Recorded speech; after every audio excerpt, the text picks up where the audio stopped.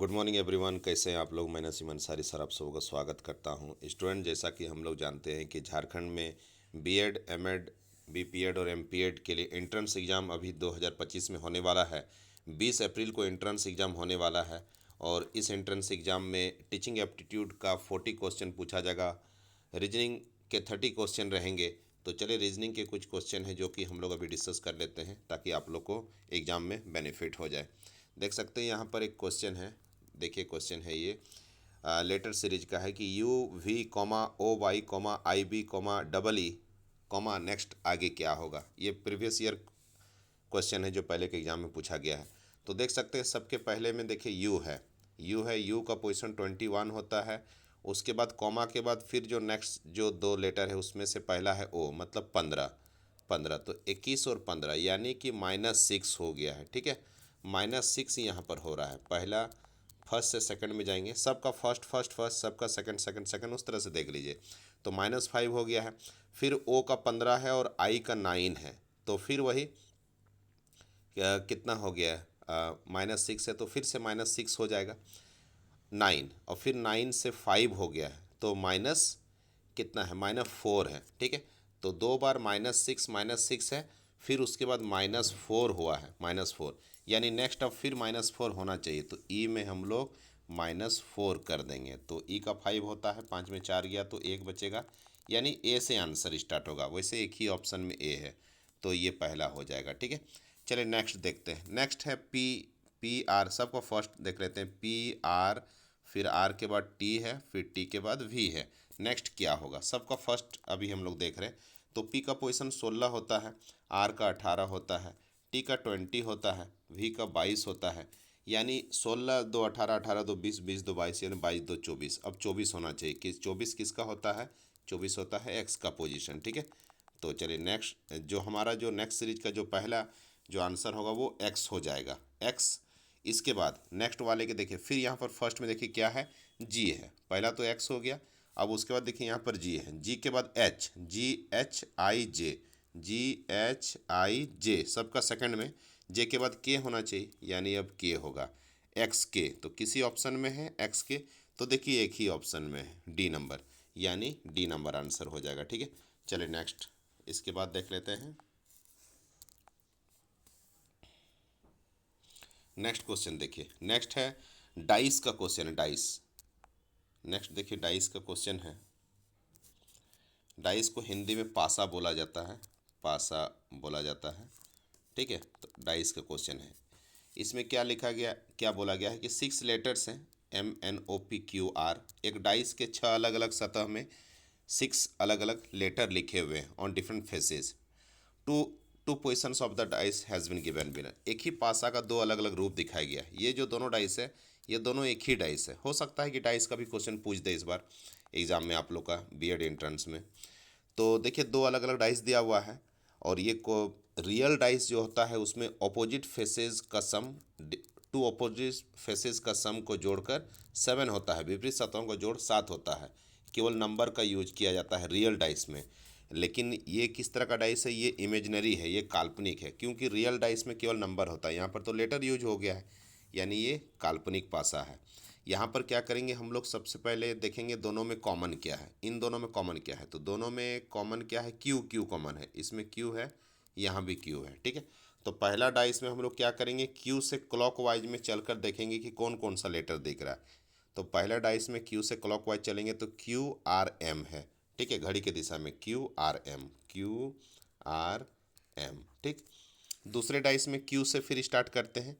दूसरे डाइस में क्यू से स्टार्ट कर रहे हैं तो क्या दिख रहा है क्लॉकवाइज में, QON। ठीक है, तो क्यू क्यू दोनों में कॉमन था तो इसमें आया QRM और इसमें QON, यानी आर के नीचे ओ हो गया और एम के नीचे एन हो गया। ठीक, हम लोग को पूछा जा रहा है यहाँ पर स्वर के विपरीत वाले फलक। देखिए कितना अच्छा क्वेश्चन है, पूछा जा रहा है कि स्वर के विपरीत में, स्वर यानी भॉवेल, भॉवेल के ऑपोजिट में क्या होगा। तो ओ के ऑपोजिट में देखिए, ओ के ऑपोजिट में क्या हो जाएगा, आर हो जाएगा। ठीक है, यानी आर करेक्ट आंसर होगा। ठीक, तो आप इसी तरह से क्लॉक एंटी क्लॉक चल के आप लोग चेक कर सकते हैं। एक बार फिर से देख लीजिए, पहला दोनों में सबसे पहले देखेंगे कॉमन क्या है। दोनों में दोनों में यदि मान लीजिए दो दो लेटर कॉमन हो जाएगा, इसमें भी दो है, इसमें भी दो, दोनों कॉमन है, तो फिर क्या करेंगे, दोनों में जो एक एक बचेगा वही एक दूसरे का अपोजिट होगा। लेकिन यहाँ पर एक एक कॉमन है तो वहाँ से क्लॉक या फिर एंटी क्लॉक चलते हैं। तो पहला डाइस में क्यू है, इसमें भी दूसरे में भी क्यू है, तो क्यू से क्लॉकवाइज शुरू करेंगे तो क्यू आर एम है, Q R M, Q R M. और दूसरे वाले में है क्यू के क्लॉकवाइज में Q O N, Q O N. ठीक है, तो वॉवेल के ऑपोजिट में पूछा जा रहा था, तो वॉवेल का ऑपोजिट क्या होगा, तो ओ का ऑपोजिट में आर है, यानी आर करेक्ट आंसर हो जाएगा। ठीक है, समझ गए होंगे। यूट्यूब में मेरा डिटेल वीडियो होगा इसका, डाइस का, सर्च कीजिएगा dice Naseem Ansari sir reasoning dice लिखिएगा तो आ जाएगा वीडियो। ठीक है, वहाँ से देख लीजिएगा। चलिए नेक्स्ट क्वेश्चन देख लेते हैं। देखिए, और एक फिर से डाइस का ही एक क्वेश्चन मैंने दे दिया है। अब यहाँ पर देखिए, एक ही पासा का तीन अलग अलग रूप दिखाया गया है, एक ही पासा का तीन अलग अलग रूप यहाँ पर दिखाया गया है। ठीक, हम लोग को पूछा जा रहा है कि एक दर्शाने वाले फलक के विपरीत फलक पर कौन सा संख्या होगा, यानी वन के ऑपोजिट में क्या होगा पूछा जा रहा है। तो सबसे पहले हम लोग को पता करना होगा कि ये रियल डाइस का एग्जाम्पल है या फिर ऑर्डिनरी है या साधारण पासा है, मानक पासा है या साधारण पासा है। तो क्या करेंगे, किसी भी डाइस के दो सतह को जोड़ेंगे, दो एडजेसेंट यानी दो पड़ोसी सतह को जोड़ के यदि 7 आ जाता है यानी रियल नहीं है, क्योंकि रियल डाइस में ऑपोजिट फेसेस को ही जोड़ के 7 होता है। तो देखिए यहाँ पर 6 और 1 को जोड़ रहे हैं तो 7 हो जा रहा है। ठीक, यहाँ पर भी 6 और 1 7 हो जा रहा है।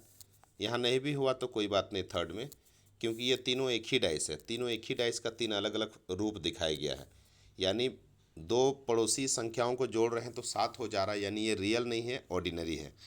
ऑर्डिनरी डाइस में हम लोग क्या करते हैं, किसी भी दो डाइस में कॉमन लेते हैं कि कॉमन क्या है। ठीक है, कॉमन क्या है, तो जैसे फर्स्ट और सेकंड को देख लें। ठीक है, वो 3 दिया है, बस इसी तरह से, ताकि कोई भी दो आप देख लें। तो जैसे पहला और दूसरा को देखते हैं, तो पहला और दूसरा में कॉमन क्या है, तो पहला दूसरा में कॉमन है 6 कॉमन है, 6 1 है, 6 और 1 है, यहाँ भी 6 1 है और यहाँ भी 6 1 है, यही मैंने अभी बताया था आप लोग को। तो जब दो दो कॉमन रहेगा 6 1 6 1, तो यहाँ एक बच गया 2 और इसमें बच गया 5, तो 2 का अपोजिट 5, 5 का अपोजिट 2 हो जाएगा। यानी हम लोग को पूछा जा रहा था कि 1 का अपोजिट क्या होगा, तो पहला और दूसरा से नहीं निकल पाएगा। अब क्या कीजिए, किसी और से देखिए, 2 1 6, चलिए फर्स्ट और थर्ड से देख लेते हैं, पहला और तीसरा डाइस से देख लेते हैं। तो पहला और तीसरा में कॉमन क्या है, तो पहला और तीसरे में कॉमन है 1 1 कॉमन है। ठीक है, 1 1 कॉमन है, 1 1 कॉमन है, तो 1 के क्लॉकवाइज में 6 2 है, पहला में 1 के क्लॉकवाइज में 6 2 है। ठीक, 1 6 2 1 6 2, और दूसरे में 1 के तीसरे वाले में 1 के क्लॉकवाइज में चलने पर क्या दिखाई दे रहा है, 1 4 5, 1 4 5, यानी 5 का 2 हो जाएगा, 6 का 4 हो जाएगा और बच गया 1। ठीक है, बच गया 1। तो ऑप्शन में जाइए, ऑप्शन से अब देखिए कि क्या होगा। तो 5 का 2, 6 का 4 हो गया, तो 1 का क्या होना चाहिए, तो 6 तो होगा नहीं, 6 तो होगा नहीं, 2 भी तो नहीं होगा, 2 तो 5 का है, 6 तो 4 का है। ठीक है, और 4 6 और 6 का तो 4 है, 4 भी नहीं होगा, बच गया एक ऑप्शन 3, यानी 1 का तब 3 हो जाएगा। तो ऐसे में ऑप्शन के हिसाब से चलिएगा। ठीक है, तो 1 का 3 हो जाएगा, 1 का 3 हो जाएगा, 1 के ऑपोजिट में, ये हो गया। चलिए, इसी में मैं आप लोग को और एक ट्रिक बता दे रहा हूँ, देखिएगा।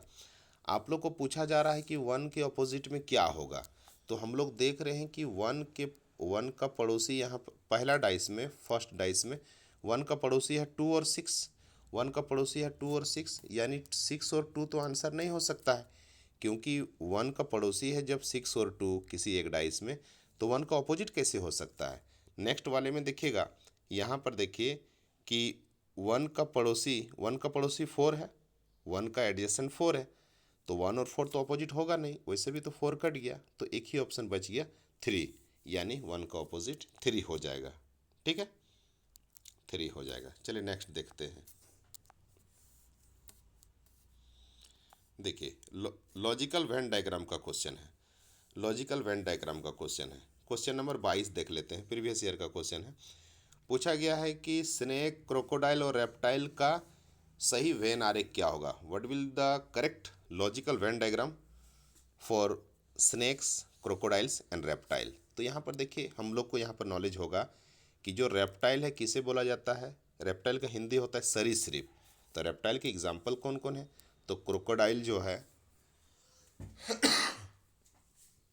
क्रोकोडाइल रेप्टाइल का एग्जाम्पल है और स्नेक भी रेप्टाइल का एग्जाम्पल है।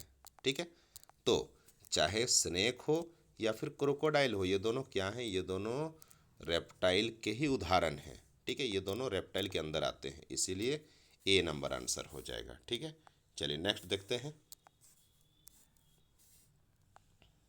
देखिए एक क्वेश्चन आप लोग के लिए है, ये देखिए क्वेश्चन नंबर 18।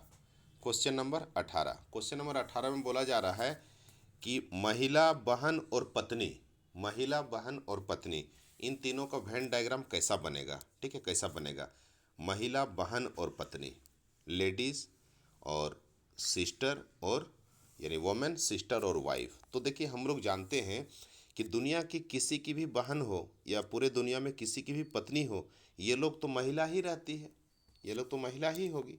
यानी चाहे सिस्टर हो, चाहे सिस्टर हो या फिर चाहे सिस्टर हो या फिर वाइफ हो, ये लोग क्या हैं, ये दोनों वोमेन के ही अंदर आएगी, वोमेन के ही अंदर आएगी। लेकिन जो सिस्टर जो है वो भी किसी की पत्नी हो सकती है और जो पत्नी है वो भी किसी की बहन हो सकती है।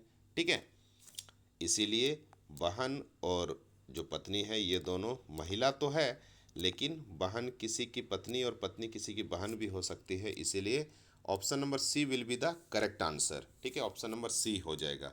चलिए नेक्स्ट हम लोग देखते हैं, और 2-4 क्वेश्चन होगा, ज़्यादा नहीं है।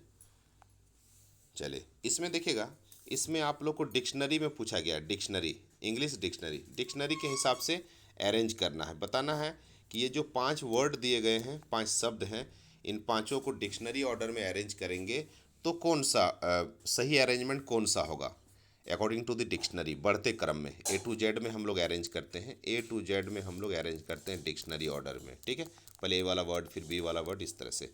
अब यहाँ पर देख रहे हैं कि राइटर ने जो वर्ड दिया है सभी को टी से स्टार्ट किया है, टी ई आर, सब में टी ई आर कॉमन है, टी ई आर सब में कॉमन है, तो टी ई आर को हम लोग हटा देते हैं।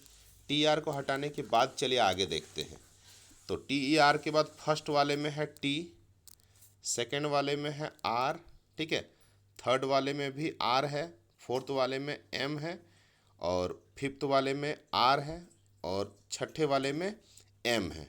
ठीक है, तो सबसे इसमें से छोटा कौन सा है, तो एम का 13 होता है, एम का 13 होता है। ठीक है, आर का 18 होता है, टी का 20 होता है।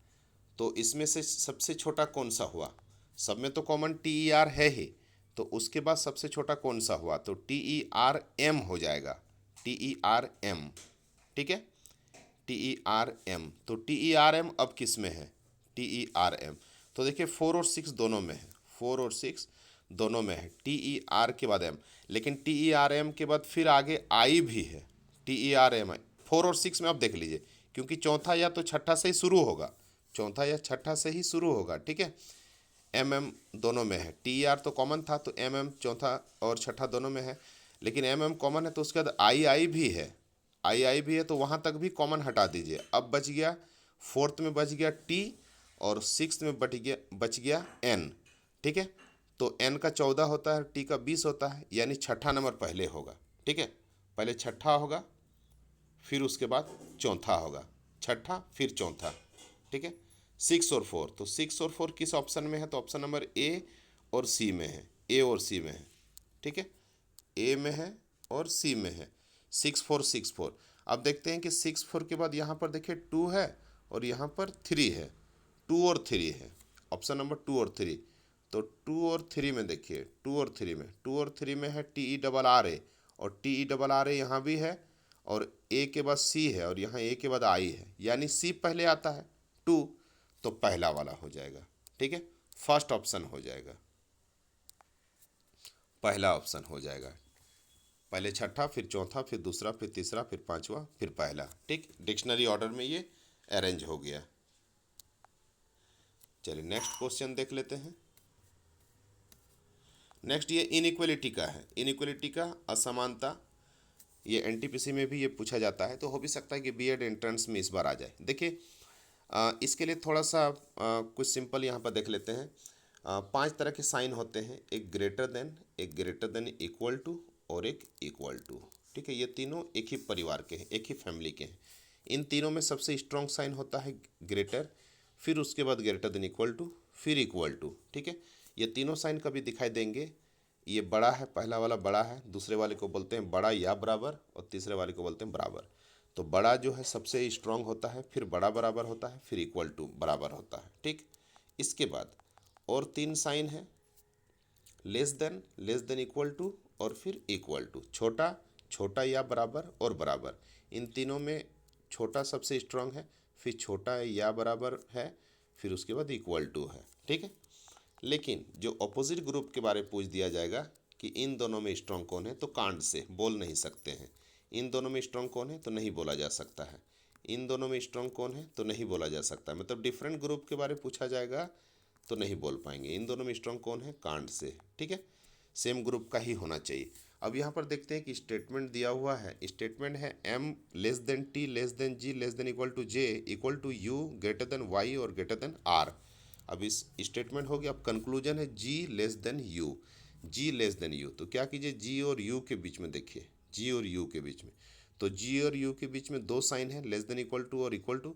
तो मैंने बताया था कि less than equal to strong होता है। ठीक है, less than equal to, G और यू के बीच में लेस देन इक्वल टू ज़्यादा स्ट्रॉन्ग है, यानी जी और यू का जो करेक्ट आंसर होगा G less than equal to U होगा। बट यहाँ पर ऑप्शन में केवल लेस देन दिया हुआ है, इसीलिए पहला गलत है। दूसरा J greater than R, J greater than R. तो जे और आर कहाँ पर है, तो जे और आर यहाँ पर है। तो जे और आर के बीच में देखिए कितना साइन है, जे और आर के बीच में 3 साइन है, इक्वल टू, ग्रेटर और ग्रेटर, 2 बार ग्रेटर है, 1 बार इक्वल टू है। तो इन तीनों साइन में ग्रेटर सबसे स्ट्रांग है, ग्रेटर स्ट्रांग है, और उसका फेस, ग्रेटर वाले का फेस किधर है, जे के तरफ है, यानी जे ग्रेटर देन आर होना चाहिए। तो second conclusion will be correct. ठीक है, सेकंड जो है वो सही हो जाएगा। ठीक, चलिए नेक्स्ट देखते हैं। हाँ, फिर एक इनइक्वालिटी का है, ये आप लोग इसको ट्राई कीजिए। देखिए यहाँ पर एक स्टेटमेंट दिया हुआ है और नीचे 4 कंक्लूजन है। चलिए, पहला है x greater than m, x और m। तो x और m के बीच में देखिए, x और m के बीच में देखिए 2 साइन है, लेस देन और लेस देन इक्वल टू। और मैंने बोला था कि लेस देन स्ट्रांग होता है, तो उसका फेस है x के तरफ, यानी x के तरफ होना चाहिए। तो पहला सही है। दूसरा XL, x और l। तो x और l के बीच में, x और l के बीच में देखिए जितने भी साइन है, 3 साइन है, ये तीनों डिफरेंट ग्रुप के हैं। एक ग्रेटर है, कुछ लेस वाला है। तो डिफरेंट ग्रुप का रहेगा तो रॉन्ग कर देना है। तो एक्स और एल के बीच में डिफरेंट ग्रुप का साइन यूज हो गया है, इसीलिए रॉन्ग हो जाएगा। नेक्स्ट है एम के, एम और के के बीच में 2 साइन है। एम और के स्टेटमेंट में देखिए एम और के बीच में 2 साइन है। ठीक है, और दोनों साइन में ग्रेटर स्ट्रांग है, उसका फेस के तरफ है, तो के तरफ होना चाहिए। तो देखिए कंक्लूजन में वही है, तो सही हो जाएगा। तीसरा सही है। चौथा एल के, एल और के बीच में देखिए स्टेटमेंट में है एक ही साइन है, ग्रेटर देन इक्वल टू, और के तरफ फेस है, लेकिन यहाँ तो कुछ एल की तरफ दे दिया है, तो डेफिनेटली फॉल्स है, 4 नंबर। ठीक, तो आंसर हो जाएगा only 1 and 3, 1 and 3, conclusion number 1 and 3। तो ऑप्शन नंबर बी हो जाएगा, 1 एंड 3 आर ट्रू। ठीक है, चलिए और 1-2 क्वेश्चन बस होंगे, फिर सेशन को एंड कर देंगे। देखिए सिलॉक्स का क्वेश्चन है। कुछ कुछ ऐसे भी टॉपिक का मैंने यहाँ पर ले लिया है जो रीजनिंग के काफ़ी इंपॉर्टेंट चैप्टर हैं, लेकिन इससे पहले हो सकता है कि जनरली नहीं आया होगा, बट इस बार हो भी सकता है कि आ जाए, क्योंकि कंपटीशन बहुत ही टफ होता जा रहा है। तो ये सब टॉपिक हो भी सकते हैं। ठीक है, बहुत ज़्यादा चांस है कि ये सब टॉपिक से क्वेश्चन पूछा जा सकता है। तो देखिए सिलॉक्स का क्वेश्चन है, साइलोगिज्म, इसको न्याय निगमन भी बोला जाता है, कथन और निष्कर्ष। तो यहाँ पर देखिए कितना 3 कथन दिए हुए हैं। ठीक है, 3 कथन दिए हुए हैं। सबसे पहले इसका वेन डायग्राम बनाते हैं। पहला कथन है ऑल राइस आर ग्रेन, सभी चावल अनाज है। ऑल राइस क्या है, ग्रेन है। तो इसका डायग्राम कैसे बनाएंगे, ऑल राइस आर ग्रेन, सभी राइस, जो आर फॉर राइस, सभी राइस क्या है, ग्रेन है। ठीक है, सभी राइस ग्रेन है। इसके बाद है all pulses are grain, all pulses are grain, सभी पल्सेज ग्रेन है। तो पल्सेज ग्रेन होगा, पल्सेज ग्रेन के अंदर, पल्सेज और राइस को अलग अलग रखेंगे। ठीक है, दोनों टच नहीं होना चाहिए, पल्सेज और राइस को अलग अलग रखेंगे। ठीक है, फिर से देख लेते हैं, ऑल राइस आर ग्रेन, सभी राइस क्या है, सभी राइस ग्रेन है। ठीक, ग्रेन के अंदर है। नेक्स्ट है ऑल पल्सेज आर ग्रेन, सभी पल्सेज हैं ग्रेन, पल्सेज भी ग्रेन के ही अंदर में है, सभी पल्सेज ग्रेन है, ठीक है। नेक्स्ट है all grain are edibles. All grain, सभी ग्रेन क्या है, एडिबल है, सभी ग्रेन है एडिबल, ठीक हो गया। चलिए अब कंक्लूजन पूछा जा रहा कि ऑल राइस आर एडिबल, क्या सभी राइस एडिबल है? हाँ, देखिए सभी राइस तो एडिबल के ही अंदर है, तो पहला सही है। दूसरा ऑल पल्सेज आर एडिबल, हाँ देखिए सभी पल्सेज भी एडिबल के ही अंदर है, तो ऑल पल्सेज आर एडिबल। तीसरा है some edibles are grain, edible का कुछ पार्ट ग्रेन है, हाँ तो जब ऑलरेडी दिया हुआ है कि ऑल ग्रेन आर एडिबल तो कुछ एडिबल तो ग्रेन होगा ही, यानी तीनों करेक्ट है, तीनों करेक्ट हो गया। तो एक ऑप्शन होगा ऑल आर फॉलोज, या सभी निष्कर्ष सत्य है, तो उसी को टिक लगा देंगे, ठीक है। नेक्स्ट देखते हैं। अब देखिए एक आप लोग के लिए है, एक आप लोगों के लिए क्वेश्चन है, फिर सिलॉक्स का ही है। स्टेटमेंट है some pen are book, some pens are book, तो सम पेन आर बुक का डायग्राम बना लेते हैं। पेन का कुछ पार्ट क्या है, पेन का कुछ पार्ट बुक है, ठीक हो गया, पेन का कुछ पार्ट बुक है। नेक्स्ट है ऑल बुक आर कार, सभी बुक क्या है, सभी बुक कार है, ठीक। सिलॉक्स का आप लोग मेरा डिटेल वीडियो देखना चाहिएगा तो साइलोग लिखेगा syllogism by Naseem Ansari sir, syllogism reasoning by Naseem Ansari sir लिखेगा यूट्यूब में तो आ जाएगा, ठीक है। तो ऑल बुक्स आर कार हो गया। नेक्स्ट है सम कार आर स्पून, कुछ कार स्पून है, कार का कुछ पार्ट स्पून है, तो केवल कार का ही लीजिए, जब कार का बोला तो केवल कार का लेंगे। कार का कुछ पार्ट क्या है, स्पून है, एस फॉर स्पून लिखा है मैंने। चलिए कंक्लूजन देखते हैं। Some spoon are pen, some spoon are pen, क्या स्पून और पेन है? नहीं, स्पून और कांट से, स्पून और पेन के बारे में हम नहीं बोल सकते। नेक्स्ट है some book are pen, some book are pen, हाँ बुक और पेन तो ऑलरेडी टच है, देखिए सम बुक आर पेन। ये सीजीएल मेंस 26 अक्टूबर 2023 में पूछा गया था, तो दूसरा सही है, ठीक है। ओनली कंक्लूजन टू फॉलोज, तो नंबर ए हो जाएगा। चलिए ये देखिए लास्ट क्वेश्चन, आज का ये लास्ट क्वेश्चन है, आज का लास्ट क्वेश्चन है, ये वाला क्वेश्चन मुझे अच्छा लगा, फिगर वाला। इस तरह का आप लोग का क्वेश्चन आएगा, ठीक है। वीवीआई है, वीवीआई है, बहुत इंपॉर्टेंट है। इस नॉन वर्बल, नॉन वर्बल जो फिगर वाले क्वेश्चन है रीजनिंग में, उन्हीं को नॉन वर्बल बोला जाता है। तो ये नॉन वर्बल का क्वेश्चन है, काफ़ी अच्छा क्वेश्चन है। देख देख सकते हैं यहाँ पर क्वेश्चन एक है, क्वेश्चन नंबर 1, सीजल मेंस 2023 में आया था ये। तो देखिए 5 बॉक्स है, 1 2 3 4 5, 5 बॉक्स दिया हुआ है, जिसमें से 4 बॉक्स में फिगर बने हुए हैं, 5वां बॉक्स में क्वेश्चन मार्क दिया हुआ है। तो देखिए इस तरह के क्वेश्चन को आप ऐसा भी एक बार ट्राई कीजिएगा, अलग अलग इसका लॉजिक है, ठीक है, अलग अलग लॉजिक है, पैटर्न अलग अलग चलता है, बट एक पैटर्न जो है वो मैं यहाँ पर बता रहा हूँ जो इसमें लग रहा है, ठीक। डिटेल फिर इसी का वीडियो फिर बाद में मैं बना दूंगा, देख सकते हैं, देखिएगा। तो पहला दूसरा तीसरा को अभी देखिएगा, ध्यान से देखिएगा, पहला दूसरा तीसरा को देखिएगा, अभी चौथा पांचवा छोड़ दीजिए।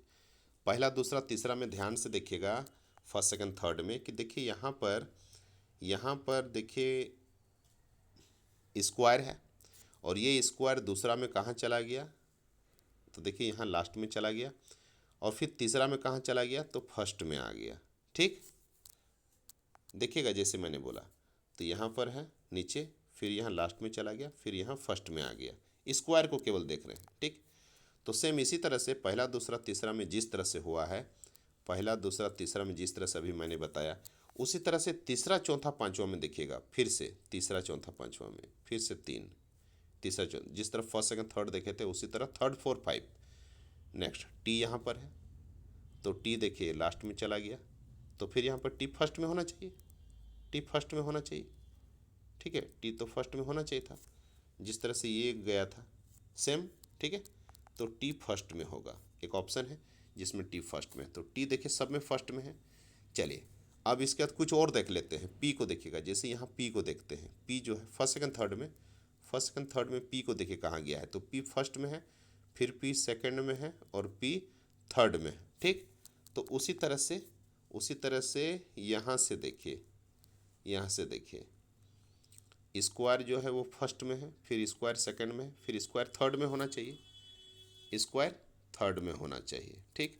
तो स्क्वायर थर्ड में, तो इसमें तो नहीं है, यहाँ भी नहीं है, तो स्क्वायर थर्ड इसमें है और इसमें है, ठीक है।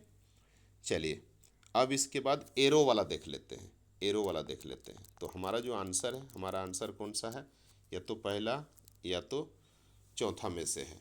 अब देख सकते हैं एरो वाले में देखिए क्या हो रहा है, ये जो एरो है उसमें क्या हो रहा है, एरो यहाँ पर है, फिर एरो जो है, एरो कैसे मुड़ गया है, तो एरो क्लॉकवाइज 90 डिग्री मुड़ा है। देखिए क्लॉकवाइज 90 डिग्री, जब एरो इस तरह से है और क्लॉकवाइज 90 डिग्री जब इसको घुमा देंगे तो ये कैसा बन जाएगा, ये इस तरह से हो जाएगा। ठीक है, तो यहाँ से यहाँ जो है एरो क्लॉकवाइज 90 डिग्री मुड़ गया है। ठीक, क्लॉकवाइज 90 डिग्री मोड़ने के बाद फिर तीसरे में क्या हुआ है, 180 डिग्री रोटेट हो गया है। ठीक, तो तीनों एरो को देखिएगा, ये जो तीनों एरो है, तीनों एरो को देखिए क्या हो रहा है। तो ये जो एरो है यहाँ पर क्लॉकवाइज 90 डिग्री मुड़ा है और फिर यहाँ पर 180 मुड़ गया है। 180 क्लॉक या एंटी क्लॉक जो भी बोलिए, तो 180 हो गया है। ठीक, उसी तरह से इसमें देखिए 3 4 5 में, 3 4 5 में एरो यहाँ पर है और एरो देखिए क्लॉकवाइज 90 डिग्री मुड़ा है, क्लॉकवाइज 90 डिग्री मुड़ गया। ठीक, इधर है और क्लॉकवाइज 90 डिग्री मुड़ेगा तो ऐसा होगा ना। ठीक, हो गया। अब इसके क्या होगा, 180 हो जाएगा, इसी का 180 होगा। तो 180 मतलब अपोजिट होता है, यानी इधर देख रहा है तो अब इधर हो जाएगा। ठीक, अब इधर एरो हो जाएगा, तो कहाँ पर है, तो ऑप्शन नंबर 1 में है, यानी चौथा कट गया, तो ऑप्शन नंबर 1 इसका आंसर हो जाएगा। चलिए फिर सेशन को यहाँ पर एंड करते हैं, फिर किसी अच्छे वीडियो में फिर आऊँगा। चैनल में जो लोग नए हैं सब्सक्राइब कर लीजिएगा, एक दूसरे को शेयर कर दीजिएगा। बीएड एंट्रेंस आज देखिए 14 तारीख है, 14 फरवरी है और कल है 15 फरवरी, कल 15 फरवरी है और कल से बीएड एंट्रेंस का फॉर्म फिलअप होना स्टार्ट हो जाएगा 15 फरवरी से लेकर 15 मार्च तक, और 20 अप्रैल में आप लोग का एंट्रेंस एग्जाम होगा। ठीक है, फॉर्म को फिल कर दीजिएगा, फिर हम लोग आगे फिर आज मैं लाइव भी आऊँगा, हम लोग बातचीत करेंगे। ठीक है, फिर thank you everyone, God bless you.